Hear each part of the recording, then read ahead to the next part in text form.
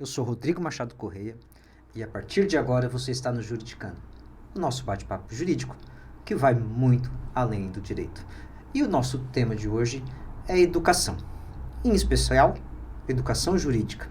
E para falar sobre o assunto, trouxemos Maurício Zanotelli, coordenador de curso de Direito da Universidade do Sul de Santa Catarina, Unisul. Maurício, seja bem-vindo ao Juridicando. Em primeiro lugar, Dr. Rodrigo, vou te chamar de Rodrigo, né, porque te conheço de longa data, um grande amigo. Te agradeço o carinho de ter me convidado, né, para o teu programa, para os teus telespectadores, para a gente conversar de um tema de educação que eu reputo hoje, né, e sempre um dos temas mais importantes que a gente tem para conversar. Obrigado aí pelo carinho de ter me recebido aqui. Eu queria entender o início da tua carreira. Por que tu resolveu ser advogado e como foi aceitar o desafio de ser coordenador de curso de Direito? Bom, vamos lá. 1973. Vamos lá, quero datas aqui, vamos lá, vamos ser específicos. Não, Rodrigo, a minha família é de contadores. A minha avó era guarda-livro, a minha mãe é técnico em contabilidade com formação em economia, e das pessoas mais próximas, as que tinham um curso superior. Meu avô já era cozinheiro, né? Tinha um restaurante.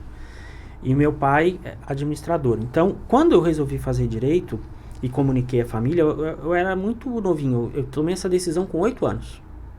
Não me pergunto por quê. Eu simplesmente passei assim pelas profissões e disse, vou ser advogado. E aí o meu avô arrancou os cabelos e disse, não faz isso, meu filho. Mas por quê? Qual era o receio do teu avô? Ele tinha algum problema com o advogado, sim. Algum problema ele tinha, porque ele disse, meu Deus. Vamos investigar isso. Uhum. E eu fiquei assim meio abalado, porque o vô era uma pessoa que eu gostava muito, né? Uma referência para mim. Mas mesmo assim mantive a ideia de fazer direito e fui em busca desse sonho. Assim que pude, terminei o 2º grau, fiz o vestibular para a Unisul. E como eu estava fazendo cursinho em Porto Alegre, naquela época era muito difícil, tu lembra disso? Tu pegou essa época? Sim. Era muito difícil, as vagas eram muito restritas. Sim, sim. E era muito difícil a gente entrar num curso superior. Não, o curso de Direito era vaga de 22 para 1, 22 candidatos para uma vaga. Eu fiz lá na época, acho que estava 14 por vaga, né? Então, mesmo assim era uma seleção, né? Uhum. Então me preparei para isso, fiz na PUC, fiz aqui, passei nos dois e optei por fazer em Tubarão, porque daí eu ficava mais perto da minha família. Mas a tua família não era do Rio Grande do Sul? Minha família era do Rio Grande do Sul, mas nessa época já estava todo mundo aqui, né? Ah, eles vieram para Tubarão. A partir de 1980 vim eu primeiro, com a minha avó. A mãe começou a desativar o escritório dela aos poucos, né? Para poder vir, e vinha todo final de semana. E o meu pai foi transferido da rede ferroviária de Porto Alegre para a rede ferroviária de Tubarão. Então a gente foi morar em Laguna e o pai vinha todo dia, pegava o Alvorada e vinha trabalhar na oficina. O pai é o alemão da rede, é mecânico de locomotiva diesel. E ser coordenador do curso de Direito, como é que foi essa isso sim situação? Foi uma surpresa, né? Porque tu sabe, tu dá aula também. Uhum. E a aula é um momento de realização. A gente advoga, a advocacia ela é uma profissão extremamente importante. Acho que a gente não tem um dia igual ao outro na advocacia. A gente conversava isso, né, em off aqui antes de a gente começar o programa. Uhum. Mas a aula é um momento muito mágico, porque é um momento em que tu troca ideias, tu aprende, tu te reoxigena. É uma grande paixão a aula. Eu nunca considerei como trabalho, nunca foi problema para mim dar aula sexta-noite. Tu vai trabalhar sexta-noite? Eu vou me divertir. Né? Eu chego em casa mais alegre, mais feliz, mais solto, mais relaxado. Né? Então, o que aconteceu? Nessa ambiência, como tinha ali as questões administrativas e eu sempre estava ajudando com uma coisa ou outra, né? Eu acabei ocupando ali o cargo de supervisor do escritório modelo. Quando o escritório modelo funcionava na Casa da Cidadania, em 2001. Explica para os nossos ouvintes o que é escritório modelo. O escritório modelo é o local, né, onde os estagiários do curso de Direito fazem a sua extensão do curso, onde eles atendem a população para colocar a teoria na prática, né? Então eles fazem uma intervenção com esse trabalho, claro, com a supervisão e responsabilidade dos professores, mas eles então acabam atendendo ali a comunidade para atendimento jurídico. E aí eu fiz esse serviço ali de 2001 a 2008. E por conta, né, da experiência que a gente pegou na área administrativa, quando as pessoas, né, que ocuparam a coordenação, que foi o professor Fabian, depois ao seu cargo a procurador jurídico, o professor Heitor, ao seu cargo a procurador jurídico na época da Fundação Unisul, depois o professor Lester, que também seguiu o mesmo rumo, aí eu fui convidado então para assumir a coordenação em 2008. Em 2013. 2013. De 2008 a 2013 eu coordenei, a partir de 2010 eu coordenei Braço do Norte. Então eu fiquei 5 anos acumulando, né, a coordenação de Tubarão e Braço do Norte. Mas aqui especificamente eu assumi em 2013. Então praticamente são 9 anos. De coordenação, se contar Braço do Norte, já estão indo para 11, né? Nesse tempo, nesses 11 anos, quais foram os maiores desafios que tu enfrentou? A coordenação, ela tem uma responsabilidade muito grande, porque nós somos responsáveis pela qualidade do curso que os alunos acabam cursando, né? Então, passa pelo coordenador a escolha dos professores, passa pelo coordenador a função de saber se o projeto pedagógico que a instituição pensou, elaborou por um conjunto de professores, né, está sendo efetivamente aplicado e executado. Então, é uma função que eu reputo assim da maior importância, e é uma função também que te gratifica quando tu vê o resultado da formação que os alunos vão tendo, né? A Unisul, o curso da Unisul, ele tem 36 anos, eu sou egresso da Unisul, né? Tu te formou lá também. Uhum. Então, assim, a gente conhece, assim como tu é um profissional muito bem sucedido, um exemplo de advogado aqui na região. Muito obrigado, Maurício. E que muito me orgulha, né, de ter convivido contigo um período acadêmico, de a gente ter trabalhado junto antes de tu ter o teu escritório, uhum, e do sucesso que tu conduziu para o teu escritório. Então, ver assim, a quantidade de pessoas que a gente viu aqui em Tubarão, que a gente poderia nominar, passar a noite aqui nominando pessoas, né, que atingiram seus objetivos, que fizeram a diferença aqui para a região, fazem a diferença para a região, e que atingiram seus sonhos, tu acaba compartilhando dessa emoção, né? Tu acaba sendo alimentado também por essa felicidade e pelos benefícios que isso causa. E eu acho que essa é a razão da vida, né, Rodrigo? Tu deitar a cabeça no travesseiro à noite e saber que tu ajudou com um pouquinho. Tu não resolveu os problemas do mundo, né? Mas tu fez o melhor que tu pôde aonde tu estás. Exatamente, é esse o motivo que me faz ser um apaixonado pela advocacia. A advocacia, na minha opinião, ela tem a capacidade de mudar a vida das pessoas. Eu vi isso acontecer nos 20 anos de advocacia, várias vezes dentro do escritório. Tenho certeza que tu também no teu escritório viu exatamente isso acontecer. O poder que a advocacia tem de ajudar as pessoas, muitas vezes mudar a vida das pessoas, é um negócio para mim que é marcante. É a paixão da advocacia, do direito em si, por estudar direito, mas também esse efeito que ela tem nas pessoas, para mim, é algo muito especial. E eu imagino que nesses 11 anos, e aí é só no campo da imaginação, foram vários alunos que passaram pelo curso de direito.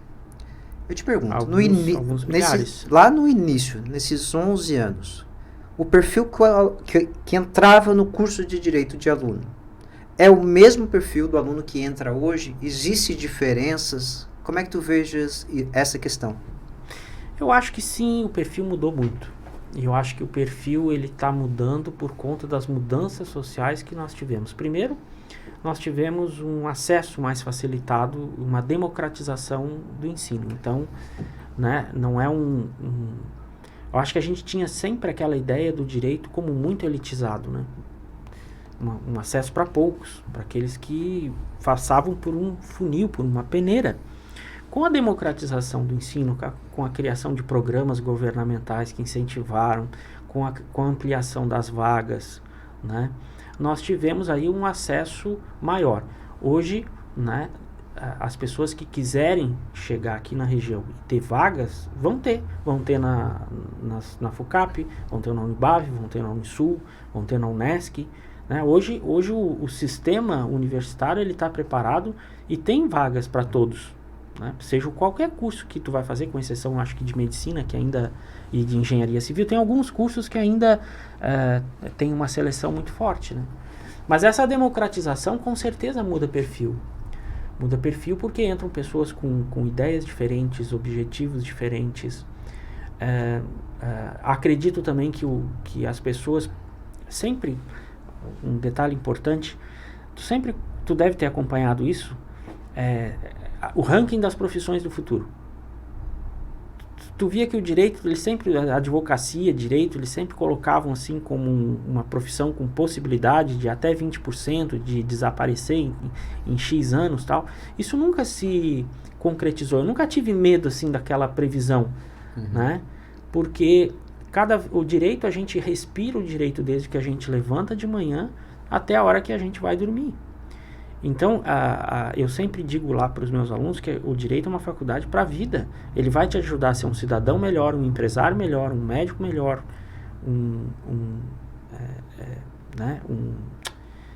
enfim, qualquer profissão que tu escolher para a tua vida, tu vai conseguir tomar essa decisão. Por quê? O que o direito faz, né? Ele te dá rapidez nas decisões que tu tens que tomar. Porque mesmo que tu não seja um especialista, tu consegue entender as consequências do que tu faz. A relação de causa e efeito. Então, ao ter uma noção, mesmo que mínima disso, tu já sai na frente de uma série de outras pessoas que não têm essa informação, não tem como buscar e elas estão andando no escuro, né? Por isso que, em regra, as pessoas continuam procurando direito. Acho que, em regra, tem mercado para todo mundo e acho que o perfil ele está muito eclético, muito misturado, com pessoas assim que buscam direito para as mais variadas situações. Eu vou aproveitar a tua fala e entrar num assunto. O Brasil está chegando, se já não chegou, a 1,3 milhão de advogados. Em 2019, nós éramos 1,1 milhão. Na época, a proporção era de um advogado para cada 190 brasileiros. Ou seja, nós somos o país, um dos países com maior número de advogados per capita. E isso está relacionado exatamente com a democratização do ensino, como tu muito bem mencionaste. Quais são os mecanismos, quais são os cuidados que as universidades vêm tomando com relação a essa questão do mercado? Ampliar o leque de possibilidade de atuação dos profissionais. O que a gente tem que fazer hoje é o profissional entender que ele não tem só os mesmos caminhos que a maior parte das pessoas vão tomar. É evidente que alguém pode procurar o direito hoje para ser juiz, para ser advogado, para ser promotor, delegado, que são as carreiras clássicas, né? E aí, obviamente, esse caminho ele está congestionado, né? Mas esse assunto que tu trouxe, ele remete a uma outra questão. Nós temos hoje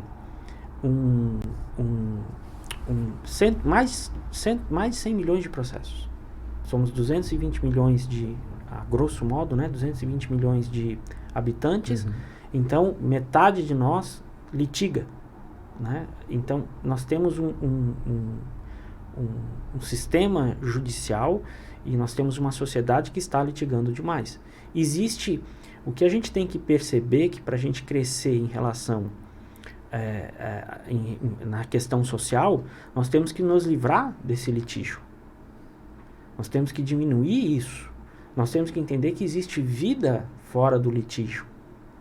Então, acho que um dos principais fatores que a universidade vem trazendo para os alunos é abrir os olhos para os alunos, no sentido de que há um campo enorme de trabalho a ser explorado que não é explorado e que o advogado, o profissional que vai atuar com direito não precisa estar focado no litígio. Então, a gente, né, quando a gente se formou, a gente brincava que quando se formava virava o processador, né? A gente tinha colega que abriu uma caixa de bombom e disse assim: Maurício, eu vou processar a garota. Por quê? Porque está faltando um bombom na caixa. Diz, rapaz, vai viver, vai fazer outra coisa. Hoje é um excelente advogado, né? Porque tem vida fora do litígio. Então, o que a gente tem que fazer? Acho que um dos maiores escritórios do Brasil, de São Paulo, tem, sei lá, 3 mil advogados na banca associados, 800 cuidam de litígios, outros cuidam de outras áreas. Nós temos áreas contratuais, de franquia, de expansão de negócio, compliance. Nós temos contratos internacionais com esses mercados que estão abrindo. Implementação de Lei Geral de Proteção de Dados. Implementação de Lei Geral de Proteção de Dados dentro das empresas. Implementação da advocacia preventiva. Né? Então, que bom tu chamar um advogado antes de criar o problema, antes de tu sofrer inúmeros processos. As pessoas, o brasileiro, ele atua muito na consequência. E se ele efetivamente atuasse mais na prevenção, né, nós teríamos um avanço social. Por isso é que eu não tenho dúvida, né? Uma vez uma aluna me perguntou, professor, eu queria sair da faculdade, eu queria sair já empregada, trabalhando, mudar minha vida. O que eu posso fazer? Eu disse, olha, vai estudar mandarim, vai estudar direito, vai estudar mandarim, vai bater depois com o teu currículo na porta de uma multinacional que tenha relações com o mercado oriental, o mercado chinês, hoje, né, um dos mais pungentes, não o maior quase o maior do mundo. E ela foi estudar. Então, quer dizer assim, lá depois de formado, né, com o que ela trouxe digamos assim, de uma competência muito mais elaborada para o currículo dela, ela não vai ter um diferencial de trabalho? Sim, com certeza. E assim, é impossível a gente aprender uma outra língua? O inglês. O inglês praticamente uma língua de trabalho hoje, né? As pessoas precisam conhecer um mínimo de inglês para poder atuar no mercado de trabalho. Mas existem outros países que o Brasil tem relação. Então esse mercado ele está aberto, sedento de espera de profissionais qualificados. Eu penso sempre como linguagem a programação. Né? Eu acredito que a vinculação do direito e a tecnologia é um campo extremamente aberto para o profissional jurídico. Se o profissional jurídico ele tiver a capacidade de ser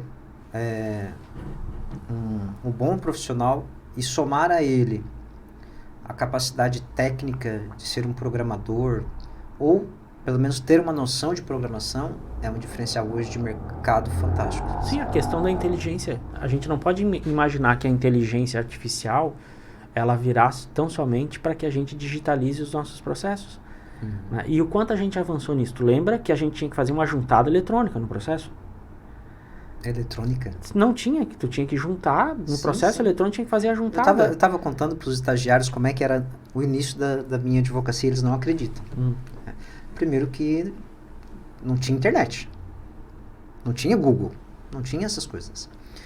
E a intimação. A intimação, tu pegava o Diário Oficial, que é um jornal gigantesco, 500 páginas, que tu recebia diariamente, porque tu tinha que assinar, e tu começava a procurar as intimações no teu nome dentro do Diário Oficial. Copiar, colar. Aí depois chegou uma época que tu podia ter o quê? Tu contratava uma empresa, que eu lembro que era de Curitiba, ela lia o Diário Oficial para ti e te mandava por fax a intimação, mas ainda assim tu pegava alguém para conferir o Diário Oficial para ver se não tinha passado alguma intimação. E tu sabe que quem fazia isso era o estagiário, né? Era o estagiário que fazia essa segunda verificação, ou fazia... Hoje, e hoje como é que o pessoal do escritório faz? Tem um software, o software capta todas as intimações do Brasil todo, já capta essa intimação levando para a pasta do processo dentro do software, já conta o prazo, te sugere o prazo, só dá ok no prazo, ele já faz todo o agendamento para o advogado responsável de maneira automatizada. Então, sobrou tempo para o advogado. Sim. Muito Sim tempo. E não. Sim e não. Tu vê bem.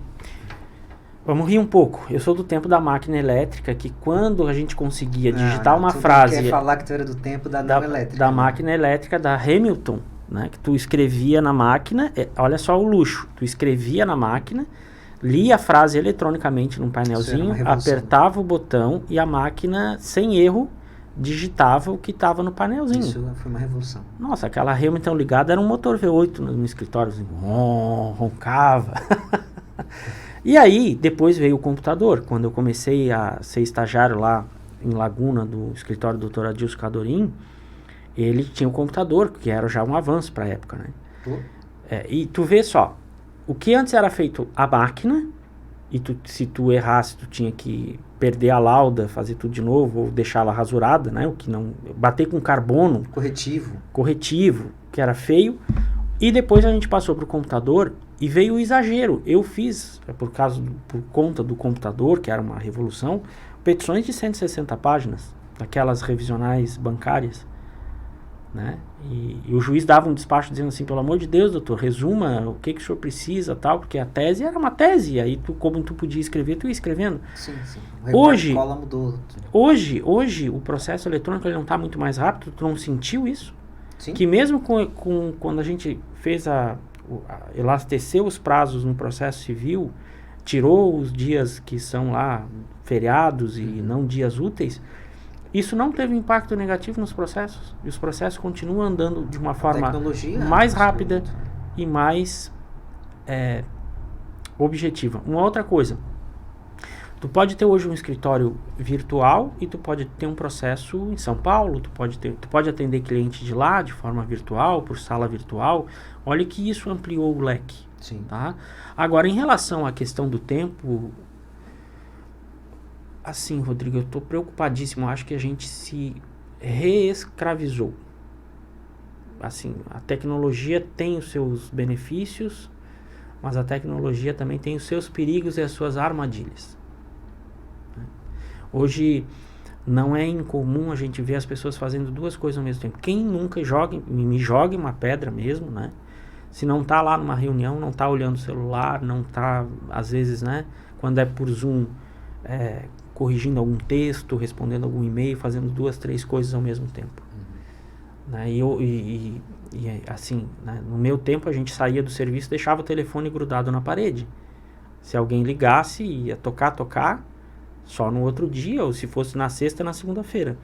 E hoje, por esta mágica do celular, a gente acaba levando serviço para casa. Sim, a hiperconectividade teve um impacto na vida dos profissionais como um todo impressionante. E realmente precisam ser tomados alguns cuidados, inclusive de higiene com relação à questão tecnológica, de saúde mental.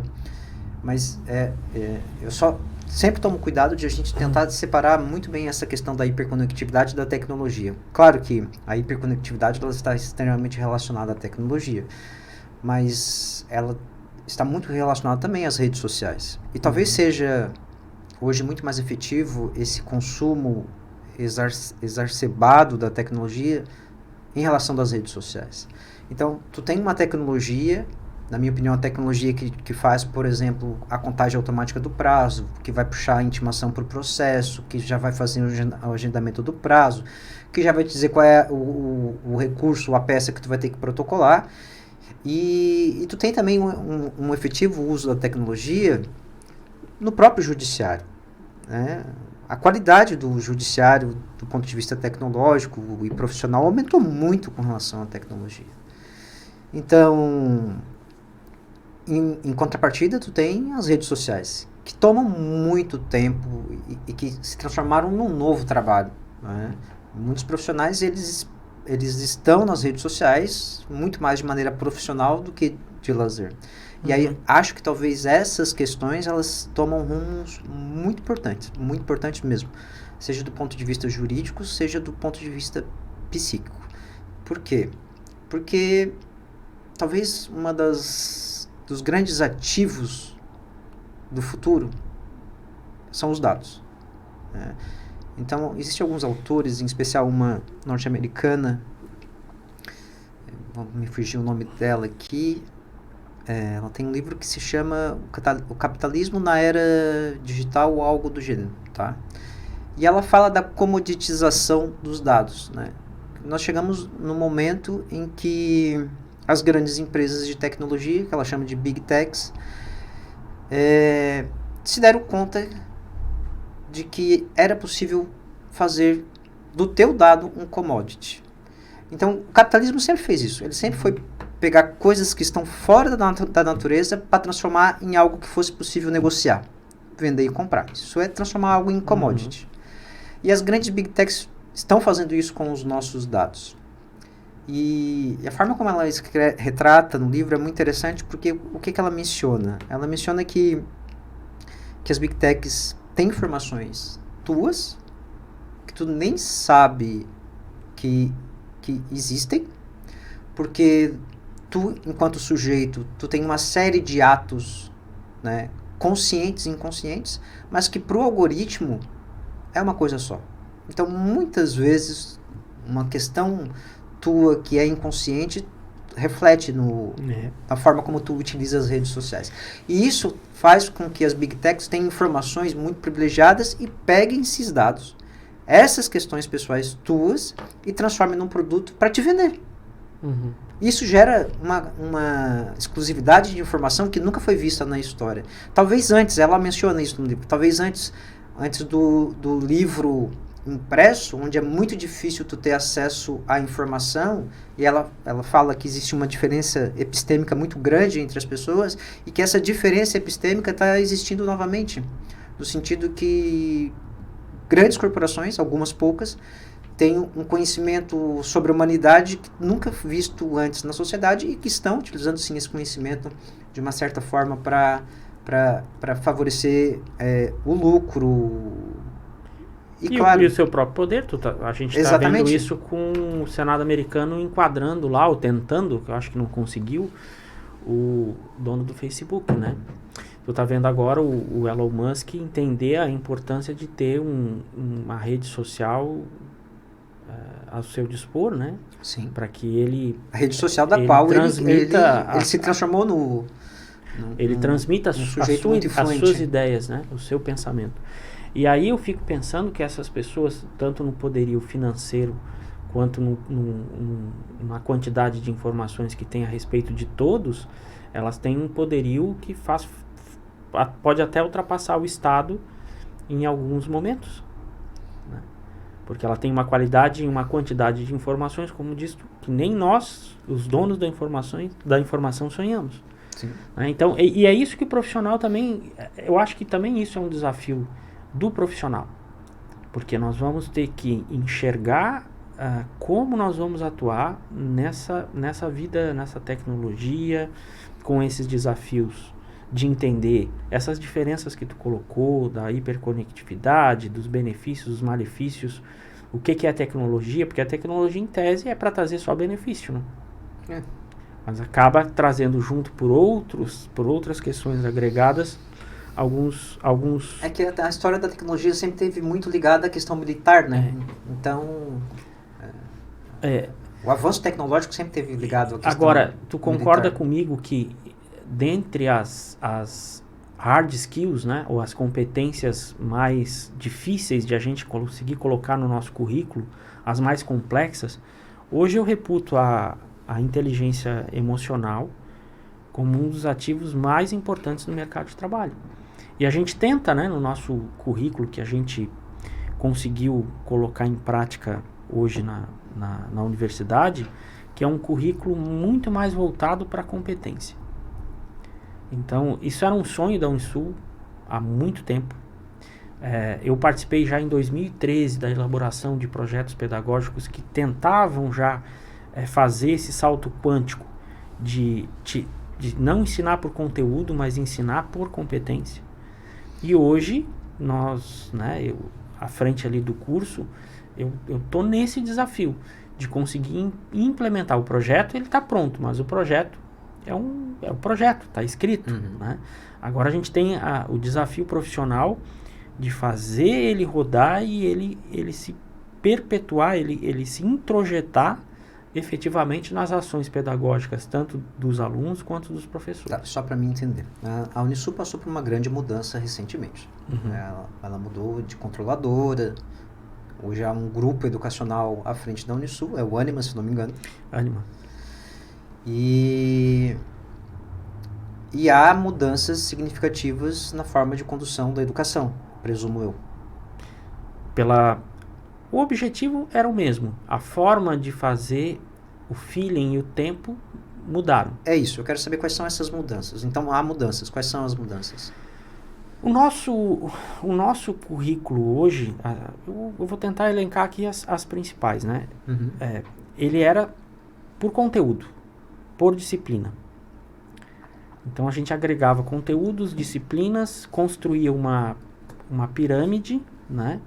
Desde a base até o topo, onde tu não ia à frente, tu não passava, né? Se tu não soubesse X, tu não conseguiria te apropriar de Y, certo? Certo. Numa linha vertical. A gente ensinava de uma forma vertical. Então, tu tinha Direito Civil 1, Direito Civil 2, Direito Civil 3, 1, 4, 3, 5, 4, 6. 5, 6. Tu tinha Processo Civil 1, 2, 3. Tá? A ideia de estudar por competência, primeiro, por certificações. Agrupar conteúdos que fazem sentido entre si. Então, por exemplo, faz sentido para eu estudar família, eu saber quem são os sujeitos de direito? Faz sentido para eu estudar sucessões, eu saber as relações familiares, como é que elas acontecem, quem são a minha família, quem vão ser os meus herdeiros? Então, esses conhecimentos, eles foram agregados. Hoje a gente estuda não numa disciplina de 60 horas, mas numa certificação, né, dentro numa UC, uma unidade curricular, de 160 horas. E esses conteúdos foram organizados ali. Né? E não se trata assim, foi juntada a disciplina tal com a disciplina tal. Não, houve uma reorganização completa de conteúdos. Disciplinas que hoje elas permeiam várias UCs, né, como processo. Eu falo de processo quando eu vou falar então, por exemplo, de família, por exemplo. Não existe mais Direito Civil 1. E qual é a competência que substitui Direito Civil e agrega mais o quê? Por exemplo, a gente vê parte deste Direito Civil 1, parte deste conteúdo está na UC de pessoas, relações familiares e sucessórias. Agora, Entendi. Outra parte, que é a parte relativa à classificação dos bens, que a gente estudava em Civil 1, ela foi lá para bens, posse e propriedade, para o C de bens, posse e propriedade. Então, esse casamento, né, entre conteúdos, ele teve uma consequência, não mais a verticalização do ensino, mas uma um ensino horizontal. Então, tu consegue, com isso, emprestar um pouco mais de sentido, abrir um pouco mais o leque, porque não raro, tu já foi professor, se o sujeito não foi um bom aluno de Civil 1, tu começava a ensinar Civil 2, tu tinha que voltar na matéria, tu lembra disso? Né? Então, hoje, esses conteúdos, eles de uma certa forma, da forma como eles estão organizados, o aluno vai conseguir fazer uma correlação entre esses conteúdos já dentro da UC. Porque eles tem um início, tem um meio e tem um fim. E na prática? Como é que os alunos estão recebendo isso? Na prática, tem um outro elemento antes de entrar nessa questão da prática, que é o ensino por competência. Porque isso só funciona se for por ensino por competência. O que é o ensino por competência? É alguma novidade? Não, a FGV já fazia isso. Eu, quando fui conhecer a Universidade Federal lá do Rio de Janeiro e passei na FGV, a gente assistiu algumas aulas em nível experimental. E as aulas que se davam lá eram focadas na prática. Muito mais focadas na prática do que no conteúdo. Por quê? Porque o conteúdo, por mais que o professor verbalize o conteúdo e que o aluno escute o conteúdo, como é que a gente aprende conteúdo? Como é que a gente internaliza conteúdo? Tu não tem que ir para casa e ler o livro e fazer os exercícios e ler o autor da tua preferência e discutir com teus colegas e tirar alguma dúvida com o professor, quer dizer, não tem que fazer todo esse exercício. Então, a gente não pode mais, né, Rodrigo, estudar como a gente estudava antigamente, né? Hoje, o conteúdo tá na nossa mão. Eu não posso, de repente, imaginar que o aluno só vai aprender se eu verbalizar o conteúdo para ele. Quando que, na realidade, hoje, eu sou do tempo que a gente tinha só a Barça. Então eu tinha que ir na biblioteca, ver se ninguém estava usando, se alguém estava usando eu tinha que esperar. Hoje todo o conhecimento está na mão do aluno. Então ele pode se assenhorar desse conhecimento e ele terá uma aprendizagem significativa quando ele conseguir relacionar o conhecimento que ele tem com algo prático. Eu vou te dar um depoimento do meu ensino jurídico. Primeiro que realmente eu entendo que ele foi muito bom. Meu ensino jurídico foi de muita qualidade, inclusive com indicação da OAB até hoje, né, o Campus Tubarão. Um dos poucos cursos do Brasil de Direito, no Brasil todo, que tem indicação... 3 vezes sucessivas. Mas eu tinha sempre uma crítica com relação ao ensino. O professor, na minha época, ele tinha a disciplina dele, da qual ele era apaixonado, sabia tudo, e ele queria encaixar o mundo dentro da disciplina dele. Então ele pegava e tudo tem que funcionar conforme a minha disciplina. Mas quando tu saía na prática, tu vê, não, mas a coisa não funciona assim. E o que eu pensava à minha época, nós temos que trazer não o mundo para a minha disciplina, para o mundo se encaixar na minha disciplina. Eu tenho que trazer a minha disciplina para o mundo. Acho que isso... Sim, isso acontecia. A gente, quando estava na véspera de se formar, a gente fez o mesmo curso, dava aquela neurose do recém-formado. Eu não sei nada. E aí, hoje, a gente consegue entender o que é. Tu produziu várias caixinhas de conhecimento, tu sabia o que tinha naquelas caixinhas, mas tu não conseguia fazer uma correlação de uma caixinha com outra. Tu só ia conseguir fazer isso na pós-graduação, com um pouco de experiência, depois vivendo lá na prática, né? Não, quando tu faz a conexão, é quase um eureka. É quase um eureka. Sim. Que tu entende. Descobrir o universo. E eu fiz isso na pós, quando eu fui estudar cautelares com o desembargador Joel Dias Figueiredo e com o professor Ovidio Batista. Quando terminou a aula, assim, eu disse, meu Deus, consegui olhar do início ao fim o que era um processo cautelar, o que era um processo de conhecimento, né? Então, vamos lá. Hoje, para te entenderes, né? A gente começa a trabalhar com os alunos, eu saindo daqui, eu vou lá corrigir os divórcios que eles apresentaram. Tá. Então, assim, pelo divórcio, eles já vão estar fazendo a teoria, vão fazendo a prática, vão tendo a devolução do professor dizendo, olha, isso aqui, né? Tem a questão da competência, certo? Onde é que eles vão entrar com essa ação? Tem a questão da qualificação, tem a questão que passa pelos sujeitos, tem a questão da personalidade ali, né? De representação processual. Depois tu entra na divisão efetiva, o que tu vai trazer para os fatos. Então, aquele filtro que o advogado tem que fazer. Então, eles já vão vendo isso na prática. E o que a gente tinha, que era muito concentrado no estágio, né, ele passou para todas as UCs. Todas as UCs têm um projeto prático. Todas as UCs, tu tens que, de uma certa forma, te envolver em algum projeto em que tu realize aquilo que tu está estudando. Né?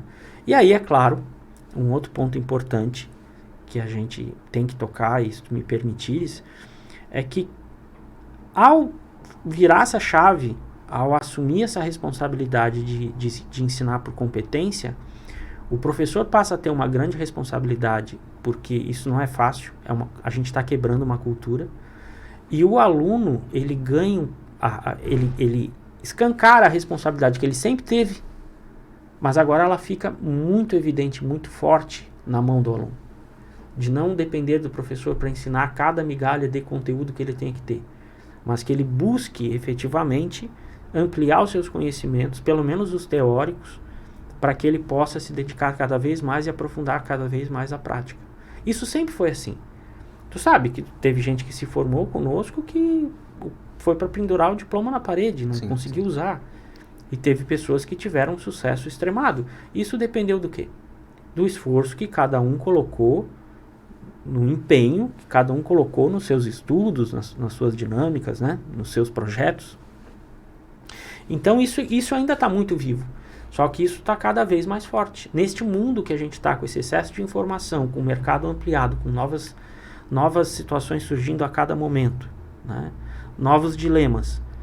A pessoa que entender esta responsabilidade e assumir o controle da produção do seu conhecimento, usando a universidade apenas como um locus, um trampolim, algo que vai fortificar o que ela está fazendo, né? Ela vai muito mais longe. Eu fico pensando no ensino médio, porque eu tenho um filho de 16 anos, que está no terceirão, E as aulas são compartimentadas ainda. Essa estudo por competência é algo... Tá chegando no médio, tu viu as transformações, o novo ensino que o DEON está implantando? Mas ele vai ser o futuro estudante, né? Como é que tu pensa e como é que tu verifica quando o sujeito entra nesse novo sistema? Na prática, como é que os alunos estão recebendo isso? Eu vi, assim, eu acho que alguns já assimilaram. Tem sempre aqueles que acordam assim primeiro, né? Estão sempre à frente, né? A gente ainda tem aquelas pessoas muito destacadas, extremamente responsáveis, iluminadas, né? Mas tem alguns alunos que ainda estão, porque também eu entendo isso, né? Tu é criado dentro de um modelo uma vida inteira e de repente tu é apresentado para outro. Esse choque já existia, sempre existiu entre o ensino médio e a faculdade, porque era diferente a forma de ensino. Mas isso que tu tocou agora aqui, pelo menos aqui no município, a gente já está enxergando, né, uma nova dinâmica para o ensino, a presença da tecnologia. Por exemplo, eu vi ali a minha filha, estou falando porque a minha filha comentou comigo que ela está maravilhada com uma sala tech do DEON, quando é que vai inaugurar, que eles vão, a sala Google, que eles vão ter que usar essas tecnologias, que eles vão estudar o coração e vão ver o coração em 3D. Poxa, quando meu professor de biologia deu aula de DNA, ele fez um desenho do DNA no quadro, até ficou muito bom, o professor Márcio, né, um querido lá de Laguna, mas um desenho no quadro. Então, é disso que a gente está falando, sabe? O conhecimento hoje ele está à disposição. E a gente tem o Google acadêmico, nós temos aí um conteúdo, como tu está produzindo esse conteúdo para a internet, né? Nós não somos aqui os bichos papão do conhecimento, mas é um conhecimento. O que nós estamos falando aqui é dividir uma experiência de vida que pode servir de inspiração para alguém que nos assista. Então, né, eu considero isso muito importante. Tu recomenda que as pessoas façam direito? Sempre. Eu nunca tive medo da concorrência. Eu acho que o fato de a gente ter, como tu colocou, um número grande de advogados faz com que tu tenha uma responsabilidade social maior e um compromisso maior em apostar, em fazer algo diferente, né? Em buscar algo dentro do mercado. E tu consegue enxergar o advogado, tu já não é mais assim, mas tu consegue enxergar um advogado parado, sentado no seu escritório, né, vetusto, sombrio, né? A figura do advogado hoje está muito mais dinâmica no sentido de que ele tem que ser proativo no sentido de oferecer soluções para os problemas modernos que estão acontecendo.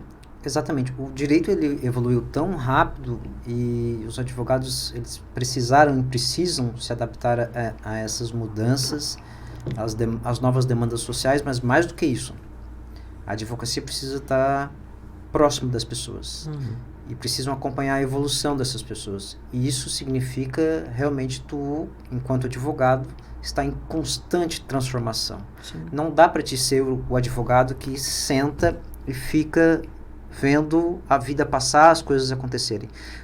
A advocacia, na minha opinião, a verdadeira advocacia é estar na vida, é estar em contato com as pessoas, é entender as demandas sociais, é entender o mundo que te cerca, é entender de uma forma ampla os acontecimentos sociais. Realmente, eu não consigo enxergar um advogado hoje, no mundo que nós vivemos, ou até mesmo antes, que ele fique passivo, esperando as coisas acontecerem. Exato. E assim, a OAB, ela também tem que estar junto nesse processo. Aliás, ela é fundamental.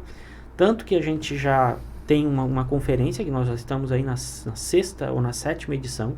Acho que foi o evento mais longevo em nível acadêmico que o Tubarão já teve. O teu escritório, inclusive, é um dos apoiadores. Né? E a gente tenta trazer aqui pessoas que possam colaborar aí com conhecimento jurídico para todos, para toda a região. Todos são convidados, é um evento aberto para o público, né? Que é a conferência de direito que a gente faz com a OAB. E nós temos também uma agenda, né? A gente tem hoje as chamadas disciplinas do UOL. Essas disciplinas, essa UC em específico que a gente implanta, esse projeto que existe em todas as UCs que eu estava falando aqui, ele é feito em parceria com uma empresa. Com a empresa que faça sentido para aquela UC, no caso. Que seria a minha próxima pergunta. Como é que nós estamos aproximando o curso de Direito da comunidade? Dessa forma, né? Não só pela extensão, porque hoje, né, 10% da carga horária do curso tem que ser de extensão. A extensão do curso de Direito, ela tradicionalmente sempre foi a questão de atendimento à população carente, mas é chegada a hora de a gente pensar em mais, de a gente pensar em como nós vamos olhar as startups, qual a nossa participação nisso, como nós vamos preparar os nossos alunos para a gestão do seu escritório, dos seus problemas, para a questão de fazer ele um ser criativo. Né? Então, a gente tem uma UC que ela é vinculada mais à gestão, tá? E essa UC, ela sendo feito esse convênio, que a gente pode fazer com a OAB, pode fazer com escritórios de advocacia, né? Esse projeto já é desenvolvido em parceria com a empresa. A gente tá assim, inventando a roda? Não, isso sempre aconteceu. A empresa sempre veio para dentro da universidade, às vezes de uma forma tímida, não documentada. Mas inserir isso dentro do projeto pedagógico, de uma certa forma, organiza e profissionaliza essa ideia de que o aluno vai conseguir se enxergar no mercado de trabalho e tanto a empresa vai também se aproximar da universidade. Tá. Eu acho que isso dá uma oxigenação. Mas eu quero entender melhor esse assunto. Vamos imaginar com exemplos práticos. Eu tenho um escritório de advocacia e quero fazer uma parceria com a Unisul nesse novo projeto. Qual é o meu papel enquanto escritório de advocacia? Qual é a minha contribuição com o curso de Direito? Qual é a contribuição do curso de Direito com o meu escritório de advocacia? E qual é a relação disso tudo com a sociedade? Eu te conheço já, né? Eu te conheço já há muito tempo e sei que tu é aficionado por uma questão de organização. E, obviamente, tu vai vincular essa tua organização, a tua gestão, a dados e a tecnologia. Perfeito. Porque é o teu perfil, né? E acredito que, né, acho que hoje aqui em Tubarão tu seja uma referência nesse sentido. Muito obrigado. Até porque já vi que tu teu escritório recebeu um prêmio, né? Tu e teus colegas, Sim, né? nós somos um dos poucos escritórios de advocacia do Brasil que tem ISO Tá, então, 9001 em 2015. Então, meus parabéns. Tá? Mas parabéns, exatamente em decorrência da gestão isso e organização. Isso é fruto do quê? De muito empenho. Isso tem que ser ovacionado. Né? Oxalá que todos tivessem as condições de chegar aonde vocês chegaram em nível organizacional. Então, assim, se eu for fazer esse convênio contigo, e vou, né? O que tu tens para me oferecer? Tu tens isso? Tu tens, assim, um feeling de organização, ou seja, tu tens o teu DNA, assim como a gente fez um outro, fizemos agora, né, um convênio com o escritório da doutora Norma, porque ela também atua à frente dessas questões de empresariais, né? Então, é essa experiência do profissional que a universidade anseia, que os alunos precisam, e também vocês vão colaborar mostrando, ao avaliarem esse projeto, né, ao desenvolverem em conjunto esse projeto, mostrando de forma direta e indireta o que o mercado de trabalho exige. Então, o aluno vai conseguir entender em que nível, em que posição e o que ele precisa trazer para o currículo dele para que ele chegue lá. E a gente tem um sistema, né, a gente está desenvolvendo um aplicativo em que as empresas também vão fazer parte desse aplicativo, vão avaliando ali as competências que o aluno vai agregando no currículo dele, e o aluno vai conseguir, então, se ranquear, se enxergar, ver como é que o mercado está avaliando, e como é que ele vai chegar, né, a ser avaliado pelo mercado. Tá, mas e o momento de... Desculpa, Rodrigo. O momento de fazer isso não é depois que se formar, como a gente fez, né? Sim. Teve que matar um urso aí por dia. Mas ainda voltando a esse ponto, só para eu deixar bem clara a questão. Então, nós formamos um convênio. Os alunos vão fazer um projeto, esse projeto, se ele tiver alguma relação com aquilo que eu prego, domino e executo no meu escritório, vai ter um vínculo de alguma forma. Esse projeto constitui na principal avaliação do semestre. E meu papel enquanto escritório de advocacia qual será? Vamos botar no plano. Ou seja, é feito um plano de aula em conjunto com a empresa. Tá. E aí é o seguinte, nós temos que parar e pensar agora, qual será a nossa avaliação? Então, vou dar um exemplo. Se a gente faz esse convênio com a Câmara de Vereadores, os alunos foram instados a fazer um projeto de lei. Ok. Apresentaram esse projeto de lei e um dos projetos que eles apresentaram foi aprovado pela própria Câmara. Que legal. Então, nós tivemos alunos em Araranguá que conseguiram fazer um projeto de lei. Em Florianópolis, fizeram uma cartilha de informação à população sobre direitos básicos do consumidor para publicação na internet. Aqui, os alunos de extensão se organizaram para fazer informações, criaram um Instagram para vítimas de violência doméstica. Então, assim, essas coisas não podem se perder. Alguém tem que seguir alimentando essa informação. Uhum. Né? As empresas têm que cada vez vir mais achar os seus talentos dentro da universidade. E a universidade tem que cada vez mais se aproximar dos conselhos de classe, como é o caso da OAB, que é muito mais do que um conselho de classe, obviamente. Né? A gente tem que criar esse espiral positivo de um ganhar com o conhecimento e a experiência do outro, sabe? E a gente precisa dar uma grande arejada, uma grande sacudida para pensar coisas que a gente nunca pensou. Quais são os potenciais? Exatamente essa pergunta que tu me fez. O que nós podemos fazer? Olha que pergunta legal. Exatamente. No que eu posso ajudar? Essa é a pergunta. Tu pode, ao criar esse projeto, e aí tu vai ter que pensar, porque tu sabe o que tu tens de bom para o mercado, né? Tu vai ajudar o aluno a desenvolver a inteligência emocional dele, tu vai ajudar o aluno a perceber o que ele precisa para o mercado de trabalho, tu vai ajudar ele a ter uma aprendizagem significativa na medida em que ele realiza o que ele tem na teoria na prática, e é só assim que a gente entende que efetivamente aprendeu. E ele já está fazendo um networking, né? Ele já está, assim, dali tu vai identificar talentos, e eles têm. Sim, sim. Né? Dali tu vai identificar talentos que tu vai dizer, olha, esse projeto foi tão bom que a gente teve uma palestra agora num evento de inovação e compliance em parceria com o curso de administração e contabilidade, porque uma outra questão, né?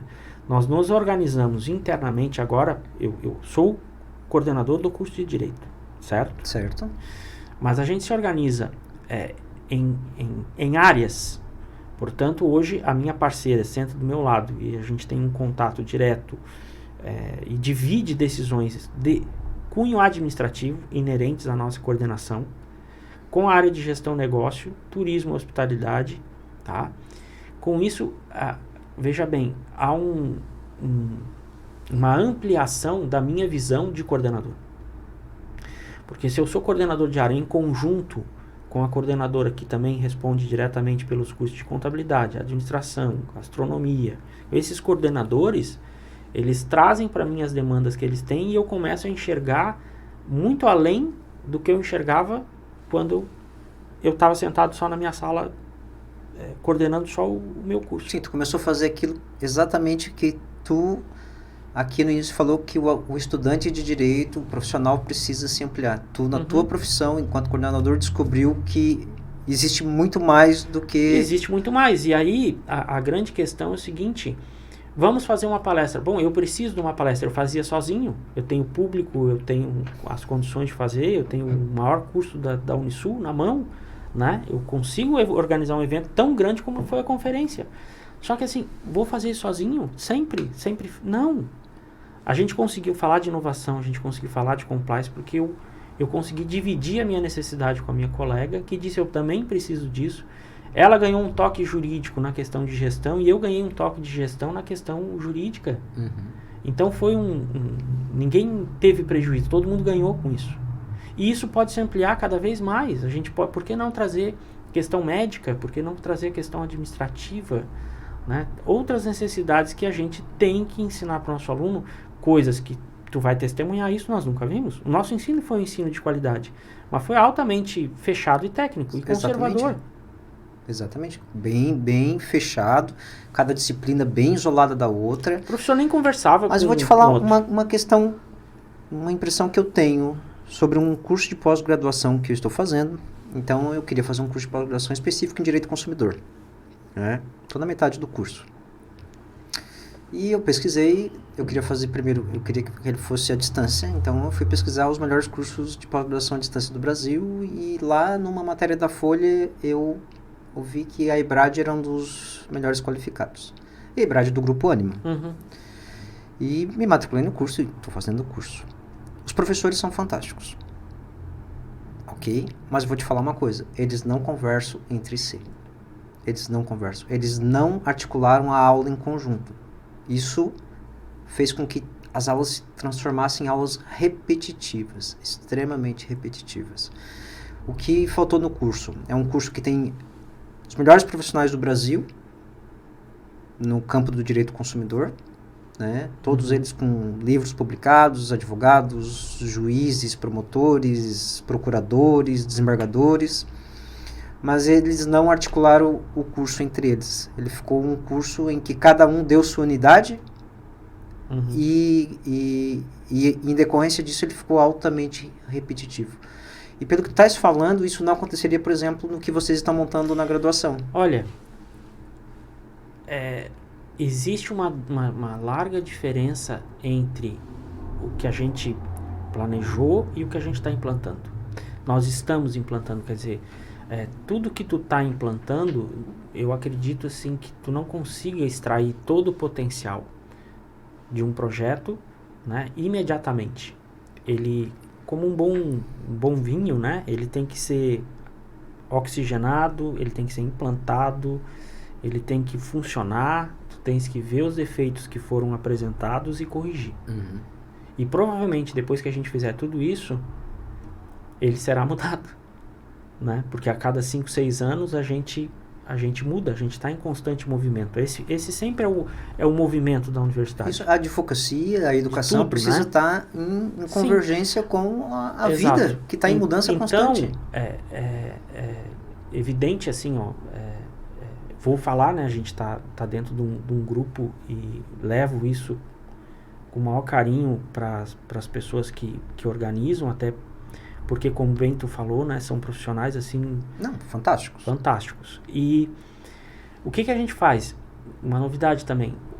Existe um curso de mais de 300 horas que é fornecido aos alunos de forma gratuita, ou seja, opcional. Eles podem fazer se desejarem fazer.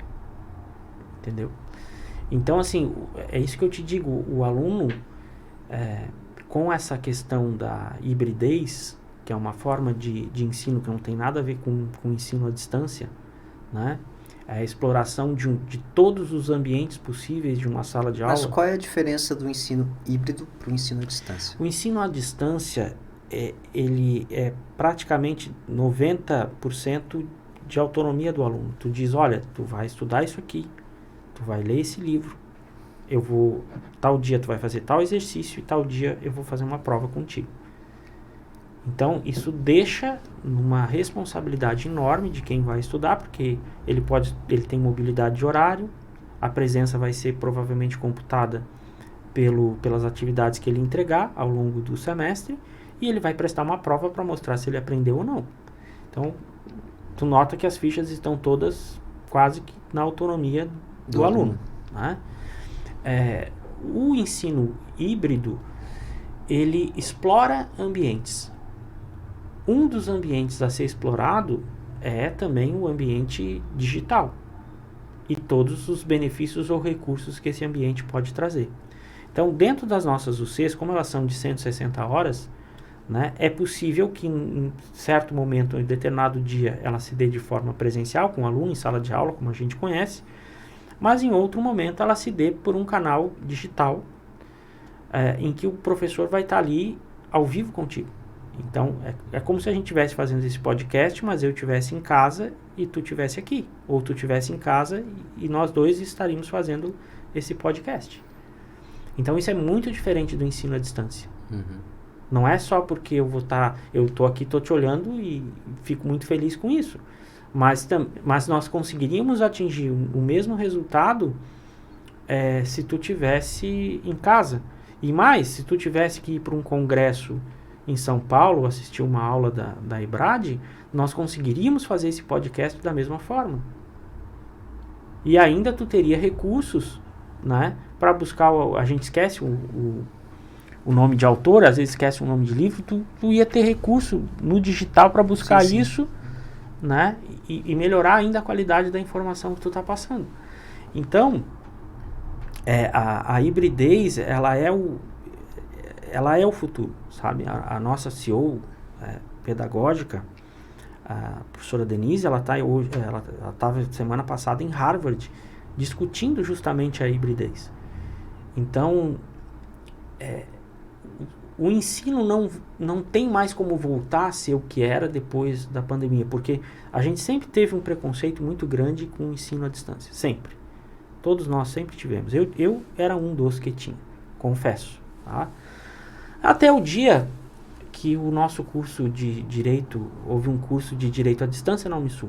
Né? Acho que foi o primeiro do Brasil e foi feito para atender um convênio do Tribunal de Justiça de Santa Catarina. E esse curso foi avaliado, ele tirou 4 no ENAD, 4 no CPC. Né, que é o índice sendo que a nota máxima é 5, né? Sendo que a nota máxima é 5. E ele fez isso 2 vezes. Enquanto ele existiu, porque ele teve início, meio e fim, porque ele era específico para um convênio, tá, ele tirou a nota maior do que o curso que a gente se formou e né, a gente pode falar isso com orgulho, é um dos melhores cursos do Brasil. Né, em termos de que três eventos da OAB OAB recomenda, nós tiramos uma média superior a 7, por isso que a gente recebe a comenda. Então, assim, quando eu vi esse resultado, e deixo aqui registrado parabéns para a artífice dele, que foi a professora Dilza Mondardo, os meus preconceitos que eu tinha em relação ao ensino à distância, eles caíram. Isso em relação ao ensino à distância, que é como eu te falei, é um ensino muito mais com muito mais autonomia do estudante, né? O ensino híbrido, ele tem uma participação ativa do professor, da universidade, dos ambientes. Então, tu tens uma possibilidade de fomento muito maior do teu ensino. Mas nesse ensino híbrido, nesse projeto, há aula presencial, há aula à distância, há os projetos à distância. E há a possibilidade de tu fazer, né, N cursos de reforço que só se viabilizam por ser à distância. Nós estudamos aqui com os nossos profissionais, que eram profissionais muito bons, nos deram uma boa formação, mas imagina onde a gente ia estar também se a gente tivesse, no momento da nossa universidade, estudado com as pessoas que são referência no país em determinada área, além dos nossos professores. Sim. Tu entende? Entendo. E essa chance as pessoas estão tendo graças, e isso não vai ser uma exclusividade única.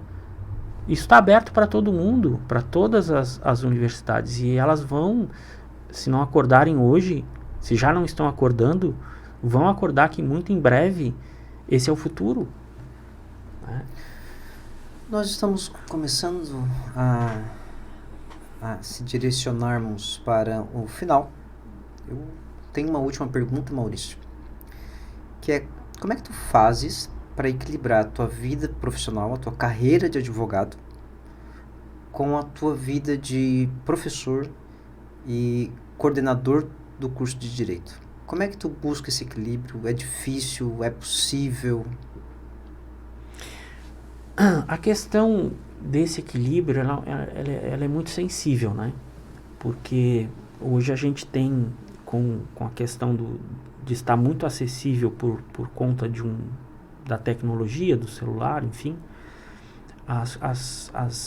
há uma tendência das coisas irem se misturando, todas, né? O que eu procuro fazer? Eu aprendi uma lição com o Fábio Martins de Castro. Conheceu o professor Fábio, né? O Fábio, ele era multitarefas. Ele não só fazia tudo, mas como ele fazia 2 ou 3 coisas ao mesmo tempo. E tudo bem feito. E ainda limpava e arrumava o tapete do escritório, ainda deixava todas as setas para o mesmo lado, né? Todas as... Incrível. Enquanto estava fazendo uma reunião e tendo insights, né? E eu sempre perguntei isso para ele: como é que tu dá conta, Fábio? Como é que a gente não tem esse teu talento? Ele assim: Maurício, tem que aprender a delegar também. Eu não assim, eu luto para isso, né? Mas a gente tem que aprender a delegar algumas questões, né? Então, a gente tem que transportar a responsabilidade e cobrar resultado, né? Eu consigo esse equilíbrio porque o meu dia começa às 7 da manhã, ele termina às 11, né? Uso uma boa parte do meu final de semana para organizar as coisas que eu vou fazer durante a semana, né? Evidentemente, doso a minha advocacia. A minha advocacia é uma advocacia que eu uso para fomentar a sala de aula. Então, eu noto que a minha aula ela ganha um brilho porque eu falo de questões da vida, evidente, né? Sigilo absoluto, mas a experiência do que tu está vivendo, né? E o estudo do que tu é obrigado a fazer, os congressos, a tua vivência acadêmica te dá um ar para a advocacia, te renova também os teus pensamentos. Então, eu não consigo imaginar uma sem a outra. Às vezes, em casa, né, se cobra o pai, fica mais em casa. Pai, vem ver um filme com a gente, pipoca, não vai trabalhar hoje à noite, né? Porque eu trabalho a 3 turnos, Rodrigo, há 25 anos. Há 25 anos. Então, tu tens que ter um regramento na alimentação, tu tens que ter uma pausa para os teus exercícios, né? Eu faço exercício aí, levanto 7 horas da manhã, faço exercício até às 8 e começo a vida às 9. E não tem mais hora para acabar, né? Então, a gente vai matando um leão por dia, né? E tem dado certo, assim. Eu fico muito feliz porque eu, como um bom workaholic, eu não deixo nada para trás, assim, sabe? A minha meta é terminar o dia com as mensagens do telefone respondidos, e-mail respondidos, os prazos cumpridos, as minhas tarefas com a universidade. E é claro que, assim, a universidade é a minha prioridade, né? É a minha atividade principal. Todo mundo que me conhece sabe disso, né? Por isso é que a minha advocacia, assim, eu escolho muito uma causa para pegar. Pego aquelas que eu tenho condições de atuar, que não vão me impossibilitar de assumir qualquer compromisso com a universidade. E faço isso porque isso me deixa vivo, né? Isso realmente eu percebo que há um conjunto aí de muito perfeito, sabe? De tu ser um profissional que vai te melhorar, que está sempre estudando, e ao mesmo tempo trazer para a sala de aula o que as experiências que a gente tem na realidade. Então eu fico muito feliz. Acho que também, se tu me permitires, né, a felicidade, eu sempre digo isso também, trabalhar no que tu gosta, né? Aí não é um peso. Então fica trabalhar assim, com paixão. Assim, ó, tu sabe aquele brilho no olho do aluno, quando tu fecha um convênio, assim, que tu vê que a coisa vai andar, que tu vai fazer alguma coisa diferente, e que tu naquele dia, tu fez a tua parte de melhorar qualquer... Eu não sou assim, vou mudar o mundo. Não, mas aquele dia tu fez um bem para alguém. Eu já ganhei o dia. Então essa motivação, essa alegria, né, é o que me dá força para viver feliz. Eu posso me dizer que eu sou uma pessoa extremamente feliz, porque trabalho aí há 25 anos no que amo. Que bom, fico muito feliz de ouvir que tu é uma pessoa feliz e que tu trabalhas naquilo que ama. Eu compartilho o mesmo sentimento. E agora, para finalizar, eu quero fazer uma viagem no tempo. O Maurício de hoje tem a oportunidade de retornar ao passado e conversar com o Maurício com 15 anos. O que o Maurício de hoje diria ao Maurício de 15 anos? 15 anos. 15 anos. Eu diria o seguinte: deu certo. Relaxa.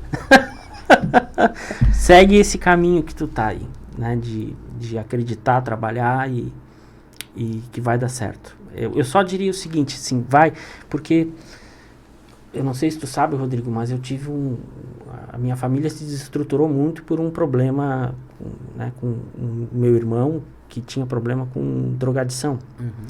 E para quem viveu essa experiência sabe que isso desestrutura a família em nível psicológico, financeiro, né, afetivo, em todos os setores. Então, ali foi uma faculdade, e nos 15 anos a gente estava no auge disso. Nos 15 anos eu estava assim, meu Deus, né, o que vai ser? Como é que a gente vai passar isso, né? E eu me lembro que um dia eu fiz uma oração com muita fé, que eu disse o seguinte, ó: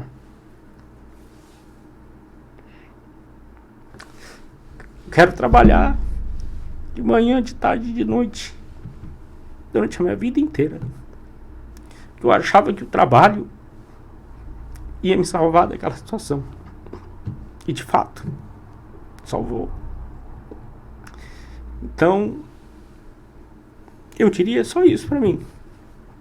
Bicho, vai dar certo. Deu certo, tá Deu salvo. certo. Desculpa. Não tem que pedir desculpa, amigo. Mas é um fato. Maurício, Obrigado pela pergunta. Estamos chegando ao nosso final. O microfone é teu, por favor. Abra seu coração. Opa. Assim, de fato, assim, eu sou bastante emotivo. Essa é uma brincadeira, é uma frase interna que eu tenho com um grande amigo meu, Cláudio Borges, né? Que ele diz que tem medo quando eu abro o coração. Mas, Rodrigo, parabéns pela tua iniciativa de conversar, de trazer essas informações para as pessoas. Então, assim, parabéns por tentar tirar o melhor delas aqui, né? Eu acho que as tuas perguntas, elas são ricas, né? Trazem questões da vida. Acho que a gente pode trocar experiências de vida aqui. E te parabenizo pela tua iniciativa e por mais oportunidades assim, né? Que a gente tenha aí chance de ter mais pessoas que dedicam o seu tempo para conversar de valores que, passe o tempo que passar, serão sempre importantes. Então, agradecer ao teu público, né?